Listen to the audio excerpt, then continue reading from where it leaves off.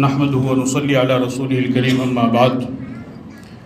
اعوذ بالله من الشيطان الرجيم بسم الله الرحمن الرحيم واعتصموا بحبل الله جميعا ولا تفرقوا واذكروا نعمة الله عليكم إذ كنتم أعداء فألف بين قلوبكم فأصبحتم بنعمته إخوانا وكنتم على شفا حفرة من النار فأنقذكم منها وقال الله تعالى في مقام آخر وألف بين قلوبهم لو أنفقت ما في الأرض جميعا ما ألفت بين قلوبهم ولكن الله ألف بينهم إنه عزيز حكيم وقال النبي صلى الله تبارك وتعالى عليه وسلم لا تجعلوا بعدي كفارا يضرب بعضكم رقاب بعض او كما قال علیہ الصلاۃ والسلام۔ آج کے اس پروگرام میں شرکت کرنے والے معزز علماء کرام، ائمہ اعظام، اسٹیج پر تشریف فرما مہمان خصوصی جناب حضرت مولانا محمد شوکت صاحب دامت برکاتہم، ناظم اعلیٰ مدرسہ انوار العلوم باکرہ روڈ جھنجھنو، جناب شفیع اللہ صدیقی صاحب قاضی شہر جھنجھنو، جناب حضرت مولانا ڈاکٹر رضی الاسلام ندوی صاحب، جناب حضرت مولانا سرفراز احمد صاحب، دیگر معزز علماء کرام، آپ حضرات اس بات سے بخوبی واقف ہیں کہ یہ پروگرام اتحاد ملت کے عنوان سے قائم کیا گیا ہے، منعقد کیا گیا ہے، اور ہم سب حضرات کی یہاں پر حاضری بھی اسی مقصد کے لیے ہوئی ہے۔ دنیا کے اندر جتنی بھی قومیں ہیں یا جتنے بھی افراد ہیں، ان تمام کا اس بات پر پختہ یقین ہے، عقیدہ ہے اور اتفاق ہے کہ دنیا کے اندر ترقی کرنے کے لیے قوموں کا باہمی متفق ہونا اور ان کے درمیان اتفاق و اتحاد کا ہونا ضروری ہے۔ اس سے کوئی شخص انکار نہیں کرتا ہے۔ جو بھی صاحب عقل ہے، جس کو بھی اللہ تعالیٰ نے عقل سلیم عطا فرمائی ہے، وہ اس کا قائل ہے، لیکن اس کے قائل ہونے کے باوجود اور اس حقیقت کو تسلیم کرنے کے باوجود بھی یہ بھی ایک کھلی ہوئی حقیقت ہے کہ آپس میں لوگوں کے درمیان اتفاق اور اتحاد نہیں، اور یہ کوئی آج کا مسئلہ نہیں ہے، بلکہ بہت پہلے سے یہ سلسلہ چلتا ہوا آ رہا ہے۔ قرآن کریم کی جس آیت کی میں نے آپ کے سامنے تلاوت کی ہے، اس آیت کے شان نزول کا پس منظر بھی یہی ہے۔ نبی پاک صلی اللہ علیہ وسلم مکہ مکرمہ سے ہجرت کر کے مدینہ منورہ تشریف لائے۔ آپ علیہ الصلوۃ والسلام نے وہاں پر باہمی الفت اور محبت لوگوں کے درمیان پیدا فرمائی۔ مدینہ کے اندر انصار کے دو قبیلے تھے، ایک اوس اور دوسرا خزرج۔ ان دونوں کے درمیان زمانہ جاہلیت میں تقریباً 120 سال سے ایک جنگ چلتی ہوئی آئی ہے، جس کو حرب البعاث کہا جاتا ہے۔ 120 سال سے وہ جنگ چلتی رہی۔ تو ایک یہودی شخص، اس نے دیکھا کہ ان کے درمیان باہم آپس میں پیار اور محبت قائم ہے، تو وہ خود تو اندھا تھا، ابن قیس اس کا نام ہے۔ اس نے ایک صاحب سے پوچھا کہ آپ کون ہیں؟ انہوں نے بتلایا کہ میں فلاں قبیلے سے ہوں۔ دوسرے سے پوچھا تو انہوں نے بتلایا کہ میں خزرج سے ہوں۔ تو اس یہودی نے ان کی محبت کو، ان کے اتفاق اور اتحاد کو ختم کرنے کے لیے وہ جو زمانہ جاہلیت میں لڑائی چل رہی تھی اس کا ذکر چھیڑ دیا، اور اس کا ذکر اتنا زبردست طریقے سے کیا کہ بہت ہی قریب تھا کہ یہ صحابہ کرام باہم دست و گریباں ہو جاتے اور آپس میں لڑ جاتے۔ اللہ کے نبی صلی اللہ علیہ وسلم کے اوپر اللہ تعالیٰ نے یہ آیت نازل فرمائی کہ تم جس چیز کو بنیاد بنا رہے ہو، اور جس چیز کو بنیاد بنا کر کے تم اپنے آپ کو افضل اور اکرم اور اشرف سمجھ رہے ہو، یا پھر اس چیز کو بنیاد بنا کر کے تم دوبارہ لڑائی اور جھگڑے کو پیدا کرنا چاہ رہے ہو، تم اللہ کی نعمت کو بھول گئے ہو، ایسا کام نہ کرو۔ وَاعْتَصِمُوا بِحَبْلِ اللَّهِ، اللہ کی رسی کو مضبوطی سے تھامو۔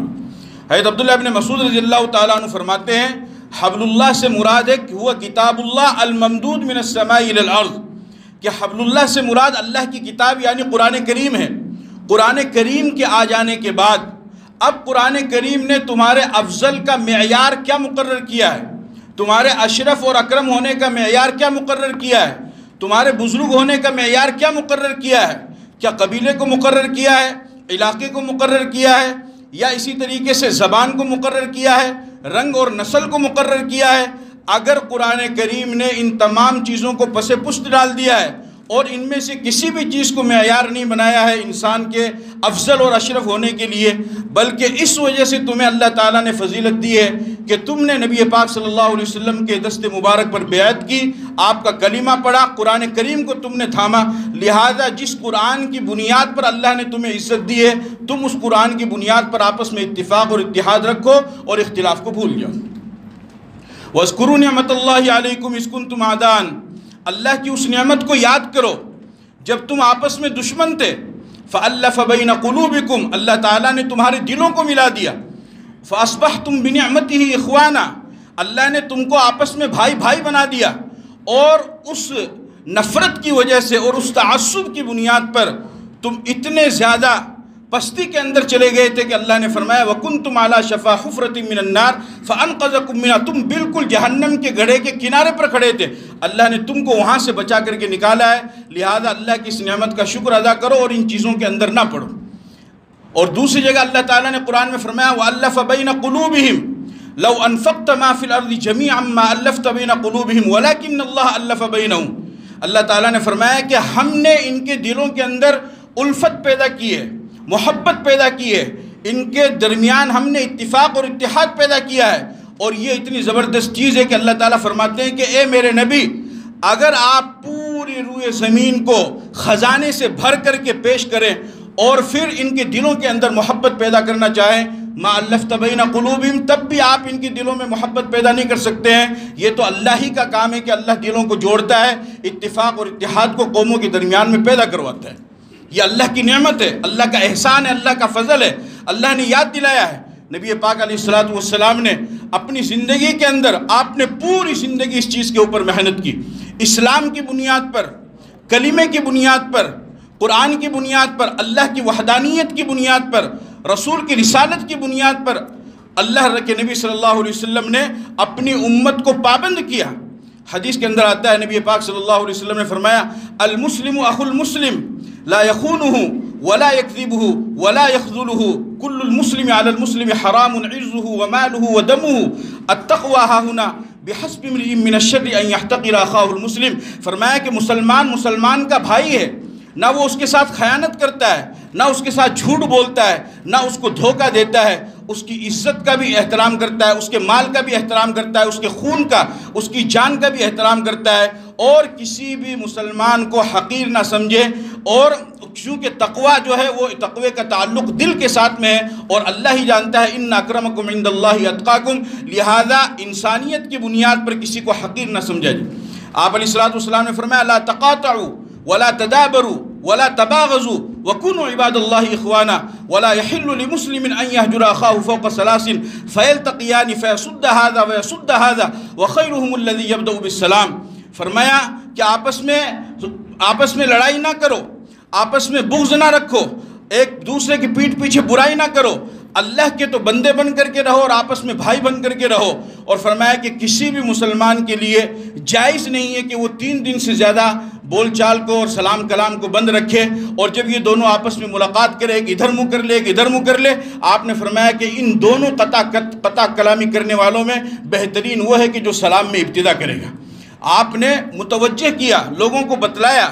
اور پھر آپ علیہ السلام نے پوری زندگی، پھر آخر میں جب آپ نے خطبہ حجۃ الوداع دیا تو خطبہ حجۃ الوداع کو آپ پڑھیں،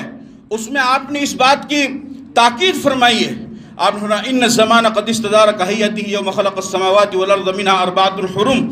آپ نے فرمایا کہ زمانہ پہلے حال پر جیسے تھا اسی طریقے سے آ گیا، لوگوں نے جو اس میں کمی بیشی کر دی وہ ساری چیزیں ختم ہو گئی ہے۔ پھر آپ نے فرمایا یا ایھا الناس ان ربکم واحد، اے لوگوں کان کھول کر سن لو، تمہارا رب ایک ہے،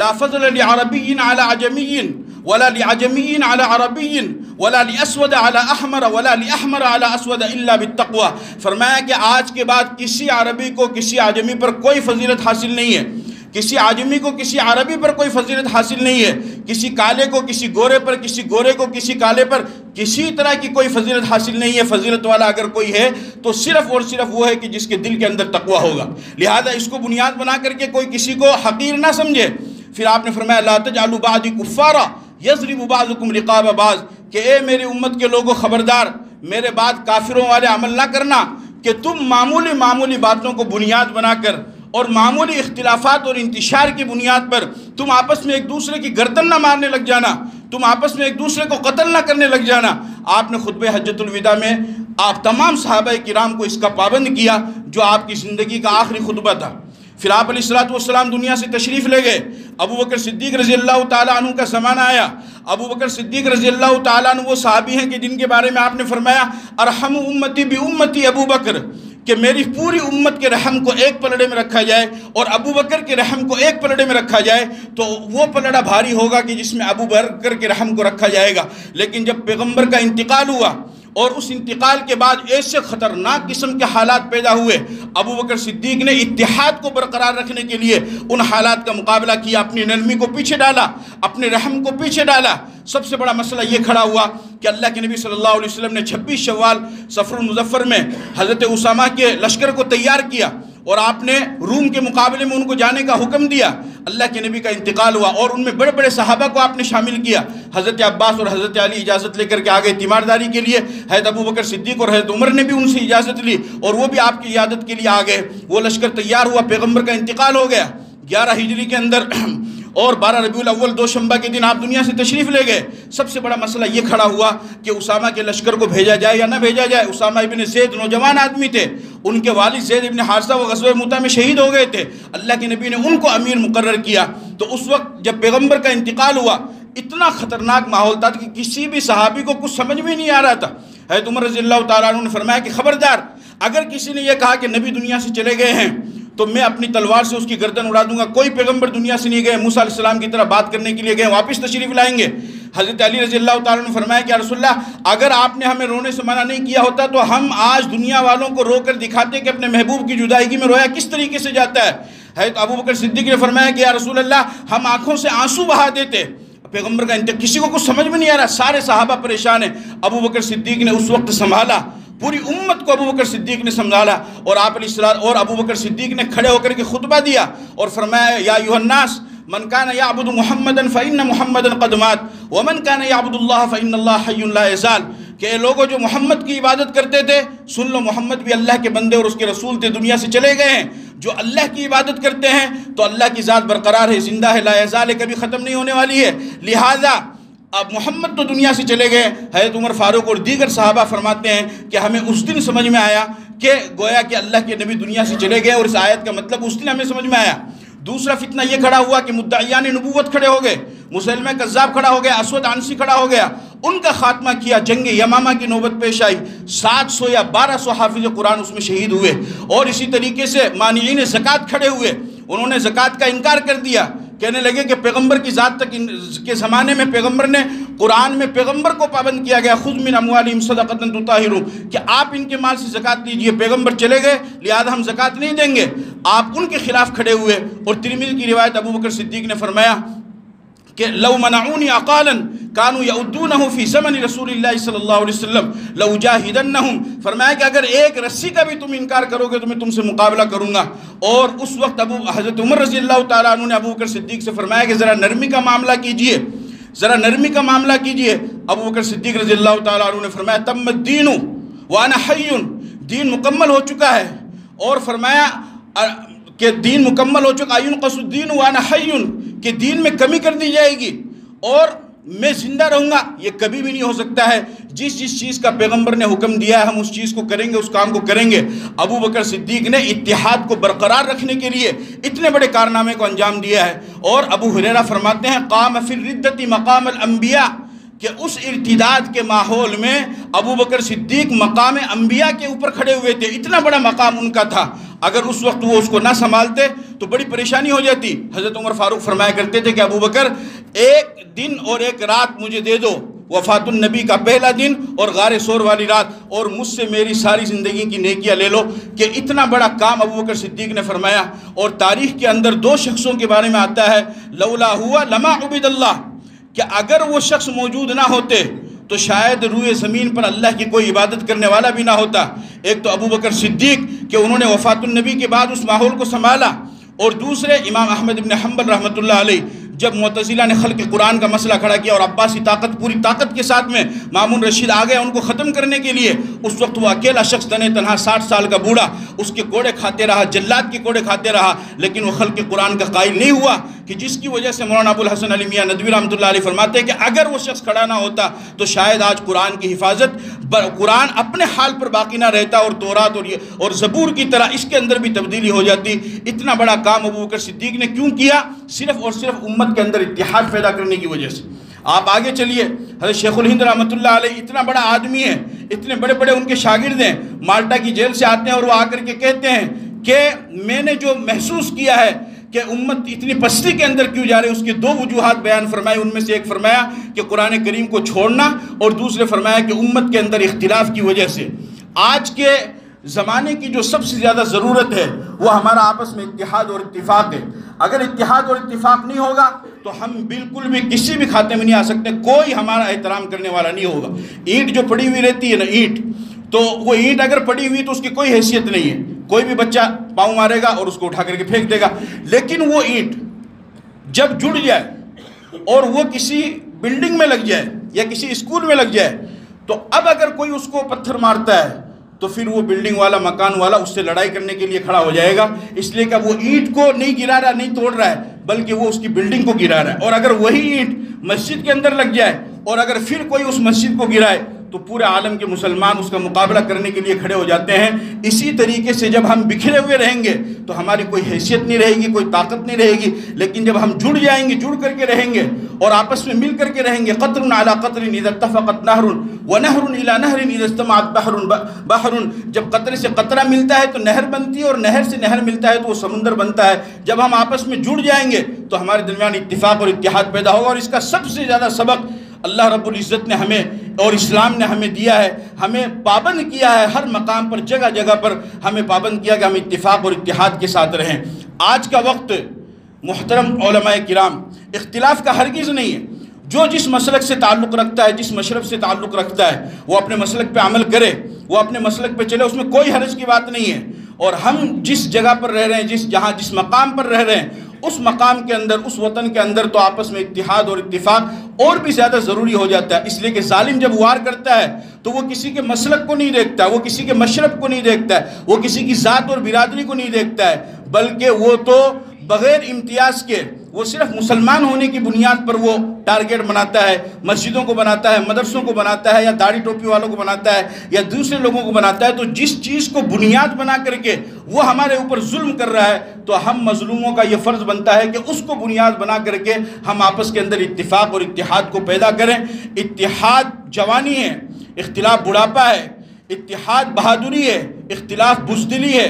اتحاد طاقت ہے، اختلاف کمزوری ہے، اتحاد عروج ہے، اختلاف پستی ہے، اتحاد کامیابی ہے، اختلاف ناکامی ہے، اتحاد آگے بڑھنا ہے، اختلاف پیچھے ہٹنا ہے، اتحاد حوصلہ افزائی ہے اور اختلاف حوصلہ شکنی ہے، اتحاد اوج ثریا پر جانا ہے اور اختلاف قعر مذلت کے اندر پڑ جانا ہے آج کے ماحول کے اندر۔ اور اس ماشاءاللہ اس خوبصورت اسٹیج کے ذریعے سے ہم یہ عہد کر کے جائیں کہ جہاں کہیں بھی ہم رہیں گے ہم وہاں پر رہ کر کے اتحاد کو قائم رکھیں گے، اپنے مسلک پر برقرار رہیں گے، اپنے عقیدے پر برقرار رہیں گے، اس میں کوئی کمپرمائز نہیں ہوگا، لیکن کلمے کی بنیاد پر ہمارا اللہ ایک ہے، ہمارا نبی ایک ہے، ہماری کتاب ایک ہے، ہمارا کعبہ ایک ہے، ہمارا کلمہ ایک ہے۔ ان بنیادی اصولوں کو سامنے رکھ کر کے ہم اپنے درمیان بھی اتفاق اور اتحاد کو پیدا کریں گے، اور اس کے لیے ہم خاص طور پر علماء برادر و ائمہ حضرات ایک بہترین رول پلے کر سکتے ہیں، دے سکتے ہیں، وہ یہ کہ اپنے بیانات میں اور اپنے خطبات میں ہم زیادہ سے زیادہ لوگوں کو برادریوں سے، رنگ اور نسل، علاقائی تعصب، لسانیت، ان تمام چیزوں سے اوپر اٹھ کر کے صرف کلمے کی بنیاد پر اور اسلام کی بنیاد پر اتحاد کی دعوت دیں، تو انشاءاللہ اس کا ایک بہت بہترین رزلٹ ہمارے سامنے آ سکتا ہے۔ اسی پر میں اپنی بات ختم کرتا ہوں۔ وآخر دعوانا الحمدللہ رب العالمین۔ جزاکم اللہ